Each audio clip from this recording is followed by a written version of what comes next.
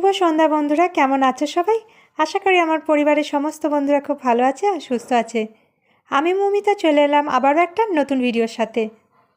আগের দিনের ভিডিওটা যেখানে শেষ করেছিলাম সেখান থেকেই শুরু করলাম। সন্ধ্যের সময় পরীকে সঙ্গে করে নিয়ে চলে এসেছিলাম পাড়ার পুজোর প্যান্ডেলে। এসে দেখলাম যে সকলেরই প্রায় রঙ্গোলি দেওয়া কমপ্লিট হয়ে গিয়েছে।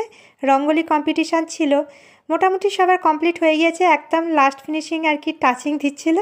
তখন এসে পরীতে আমাতে তাড়াতাড়ি করে রঙ্গোলি দেওয়া শুরু করলাম। যদিও আমার খুব একটা ইচ্ছা ছিল না, কিন্তু পরীর বায়নাতেই তাড়াতাড়ি করে বাড়ি গিয়ে আবারও রঙ্গোলি পাউডার নিয়ে এসে না রঙ্গোলি দিয়েছি। আর এইদিকে দেখো সবাই খুব সুন্দর করে কালার ফিল করেছে, যেহেতু অনেকটা সময় পেয়েছে। আর এদিকটা লাইটও ছিল, সেই জন্য আলোটাও পড়ছে। কিন্তু আমি যেহেতু একদম লাস্টে এসেছি, আমি না সেভাবে কালার ফিল করার মতন সময় পাইনি, কেননা আমাকে খুব অল্প সময় দেওয়া হয়েছিল। লাস্টে এসে শুরু করলে যা হয়। যাই হোক, তাড়াতাড়ি করে কোনো রকম আউটলাইনটা করে কোনো রকম অল্প অল্প করে একটু কালার টাচিং দিয়ে দিয়েছিলাম। আর মাঝখানে যে গণেশ ঠাকুরের যে রঙ্গোলিটা দেখছো, ওটা পরি বানিয়ে দিয়েছিল।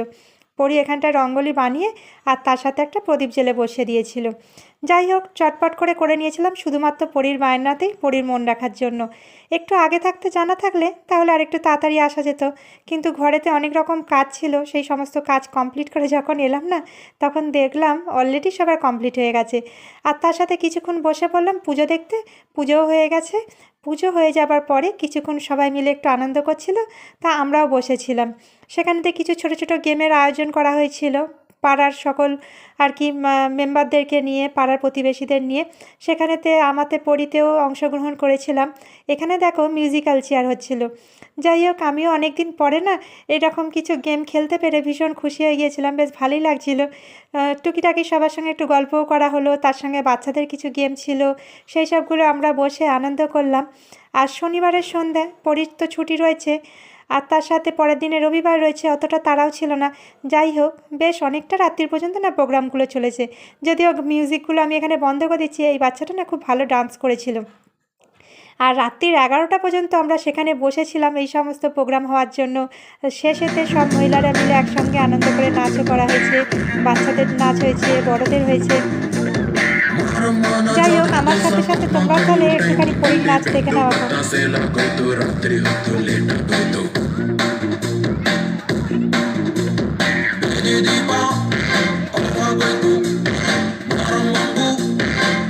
পরীর নাচটা একটা শর্টসে আপলোড করে দিয়েছি, তোমরা চাইলে সেখান থেকে পুরোটা দেখে নিতে পারো।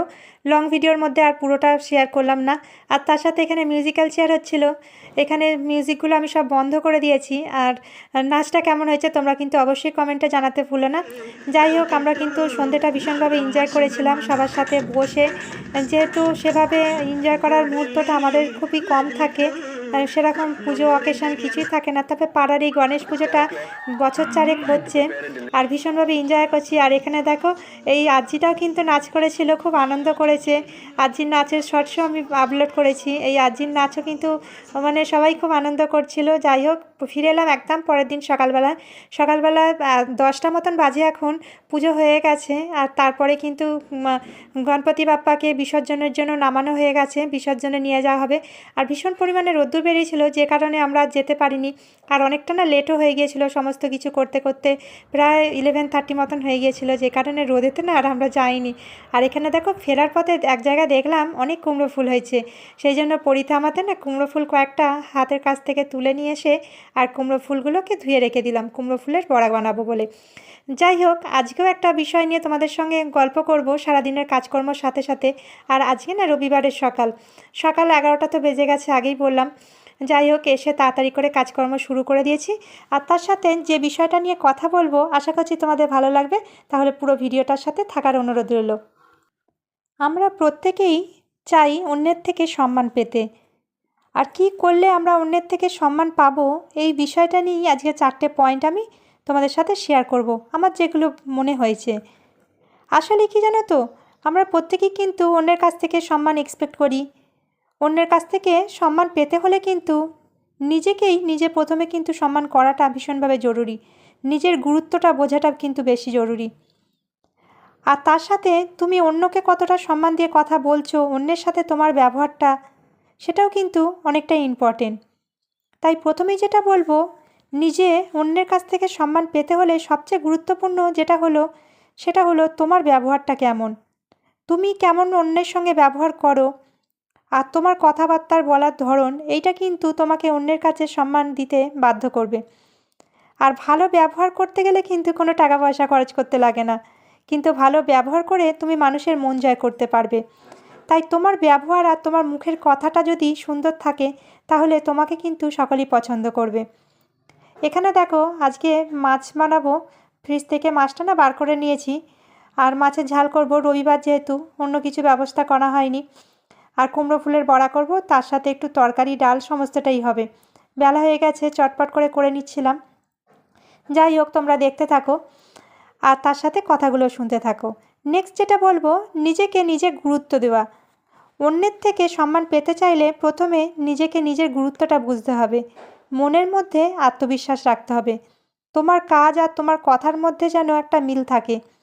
কাজ আর কথার মধ্যে মিল রেখে কিন্তু চলতে হবে। এরকমটা নয় তুমি করবে আর একরকম আর বলবে আর একরকম। তাই নিজেকে কখনোই কারোর সামনে ছোট করো না। কেউ তোমার বিরুদ্ধে খারাপ বললে বা ঠাট্টা ছলেও যদি, হাসি ঠাট্টা করতে করতেও যদি কেউ তোমাকে নিয়ে কোনো খারাপ কথা বলে, তাহলে কিন্তু সেটার প্রতিবাদ করতে শেখো। নিজেকে অন্যের নজরে কিন্তু হেয় হতে দিও না। অন্যের নজরে নিজেকে না কখনোই অসম্মানিত হতে দিও না। সাথে সাথেই প্রতিবাদ করতে শেখো। সেটা যতই তোমার নিজের লোক হোক আর বন্ধুবান্ধব হোক আর যেই হোক না কেন। তাই নিজেকেই যদি নিজের সম্মান করতে আমরা না পারি তাহলে অন্যরা কী করে করবে। নিজেকেই নিজের সম্মানটা প্রথমে করাটা দরকার, তারপরেই কিন্তু অন্যরা আমাদের সম্মান করবে। আর এদিকে দেখো, ডাঁটা আলু বড়ি বেগুন দিয়ে একটা তরকারি করব। তরকারিটা আমি এখানে বসিয়ে দিয়েছি আর তার সাথে আমি এদিকে মাছটাও করে নিয়েছি। এখন চলে যাব পরবর্তী 3 নম্বর পয়েন্টে। সুন্দর এবং স্পষ্টভাবে কথা বলা। ওই যে বললাম না, কথার মাধ্যমে কিন্তু অনেক কিছু জয় করা যায়। সুন্দর করে যারা কথা বলতে পারে তারা কিন্তু মানুষের মন জয় করতে পারে। আর আমাদের প্রত্যেকের মধ্যেই না একটা নিজস্ব পার্সোনালিটি রয়েছে। কথা বলার ধরন কিন্তু প্রত্যেকেরই আলাদা আলাদা। অন্যের সামনে নিজেকে প্রেজেন্ট করার ব্যাপারটাও কিন্তু আলাদা আলাদা। তাই সুন্দর করে গুছিয়ে কথা বলার কাজটা সবাই হয়তো পারে না, তবে আত্মবিশ্বাসের সাথে এবং মার্জিতভাবে কথা বলতে কিন্তু জানতে হবে। চেঁচামেচি করে বা জোর গলায় চিৎকার করে কথা বললে কিন্তু তার মধ্যে কোনো রকম মিষ্টতা থাকে না। যারা কথাবার্তা আর ব্যবহারের দিক থেকে মিষ্টিভাষী হয় তারা কিন্তু অন্যের নজরে ভীষণভাবে আকর্ষণীয় হয়ে ওঠে আর অন্যের থেকে সম্মানও পায়। তাই নিজেকে সম্মান পেতে হলে নিজের কথাবার্তা ব্যবহারে কিন্তু একটা মিষ্টিভাষী রাখতে হবে। চেঁচামেচি করে গালিগালাজ করে কথা বললে কিন্তু একদমই হবে না। আর এই ধরনের কথাবার্তা বলা থেকে এড়িয়ে চলতে হবে। অন্যদের নজরে সম্মান পাওয়ার আগে কিন্তু নিজের নজরেও সম্মানটাকে বাড়াতে হবে। তুমি কীরকম ব্যবহার মানুষের সঙ্গে করছো সেটা তোমার ওপর নির্ভর করবে, সেটা অন্যের ওপর নয়, তাই না?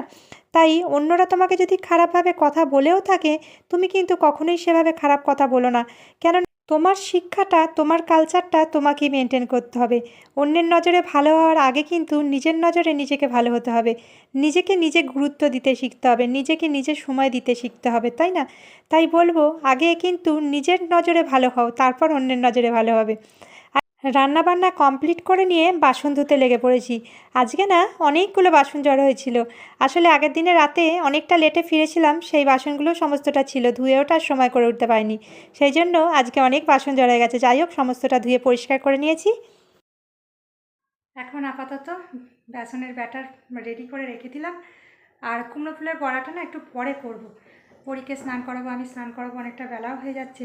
আর বড়া ভাজা ভুজি জিনিসগুলো একটু গরম গরমই খেতে ভালো লাগে, ঠান্ডা গেলে ভালো লাগবে না। সেই জন্য ভাবলাম যে একদম খেতে বসবো যখন, তখন ভেজে নেবো। চলো, পড়া ছেড়ে ঠিক কিছু না কিছু একটা করবে। পড়া লিখছো নাকি অন্য কিছু লিখছো? পরীর মাথায় আছে তেল দিয়ে দিয়েছি, চুলে ভালো করে চুলে তেল দিয়ে আর চুলটা এরমভাবে খোপা করে দিয়েছি। কুমড়ো ফুলের বড়া ভালো খেতে।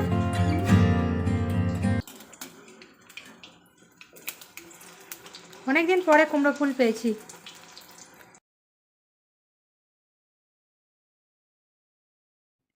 ফিরে এলাম একদম বিকালবেলায়। পরীর চুলটা আজড়ে দিচ্ছিলাম, তার সাথে নিজেরটাও আজড়ে নেবো ভালো করে। আসলে রাতের দিকে আর চুল বাঁধার মতন এনার্জিটা থাকে না, সারাদিনের কাজকর্মের পরে না ভীষণভাবে টায়ার্ড হয়ে যায়। তাই যে কাজটা রাতে এনার্জি থাকে না সেটা আগে থাকতে করে নেওয়াটাই ভালো, সেই জন্য সেটাই করে নেব। আর যাই হোক, এখন লাস্ট পয়েন্ট যেটা বলবো, যে অন্যের ব্যাপারে ইন্টারফেয়ার করতে যাবে না। অনেকে আছে যারা কিন্তু অন্যের ব্যাপারে ভীষণভাবে ইন্টারফেয়ার করে, আসলে অন্যের ব্যাপারে ভীষণভাবে আগ্রহী।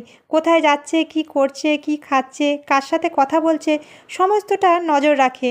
আসলে কি জানো তো, সব বিষয়ে তারা জানতে কিন্তু আগ্রহ দেখায়। আমরা নিজেরাই যেমন চাই না যে আমাদের জীবনে কেউ ইন্টারফেয়ার করুক, আমাদের সমস্ত কিছু ব্যাপার জানতে চাক, সেরকমই তারাও কিন্তু চাইবে না যে কেউ আগ বাড়িয়ে এসে উপদেশ দিক বা তাদের জীবনে কি ঠিক কি ভুল সেটার হিসাব অন্য কেউ করুক, তাই না? তাই অন্যরাও চাইবে না যে তাদের পার্সোনাল বিষয়ে কিন্তু পার্সোনাল জীবনে তারা কি করছে আর কি করছে না। তাই আমার যেটা মনে হয়, অন্যের ব্যাপারে বেশি নাক না গলানোই ভালো। তাতে করে কিন্তু নিজের সম্মানটা নিজেই নষ্ট করা হয়। তাই নিজের সম্মান ঠিক রাখতে, বজায় রাখতে গেলে কিন্তু অন্যের ব্যাপারে নাক গলানোটা বন্ধ করাটা ভীষণ জরুরি। এখন বসলাম কালকের গিফটগুলো দেখাতে। কালকে কি গিফট পেয়েছি আমি, কালকে ভিডিওটাই কন্টিনিউ করলাম। আর কালকে কি গিফট পেয়েছি সেটা দেখানো হয়নি। এই যে দুটো থালা পেয়েছি, এই দেখো লাইট পড়ছে, এই একটা আর এই একটা, দুটো থালা পেয়েছি, দুটোই সেকেন্ড প্রাইজ। একটা পেয়েছি মিউজিক্যাল চেয়ারে, সেকেন্ড হয়েছি, আর একটা পেয়েছি রঙ্গোলি ডিজাইনে, সেকেন্ড হয়েছি। আর তার সাথে পরি পেয়েছে একটা গিফট ভাউচার, গিফট ভাউচারে 100 টাকা পেয়েছে।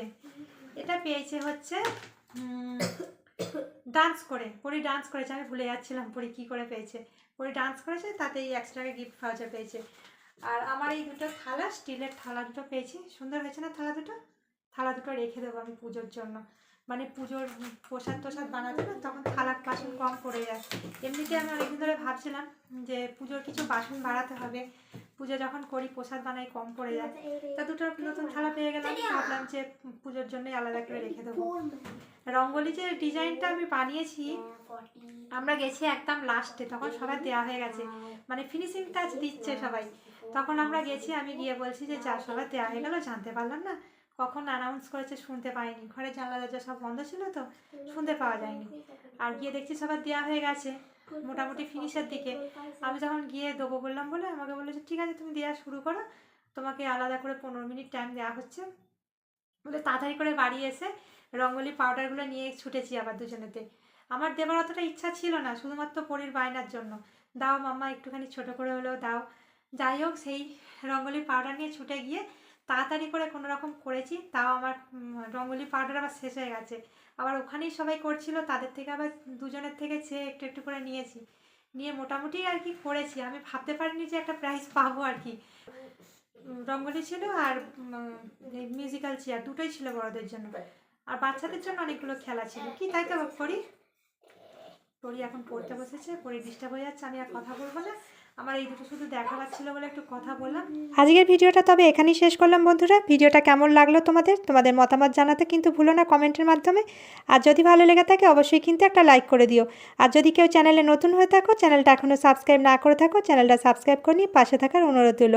দেখা হবে আবার নেক্সট কোনো ভালো ভিডিওর সাথে। সবাই ভালো থেকো, সাবধানে থেকো, সুস্থ থেকো।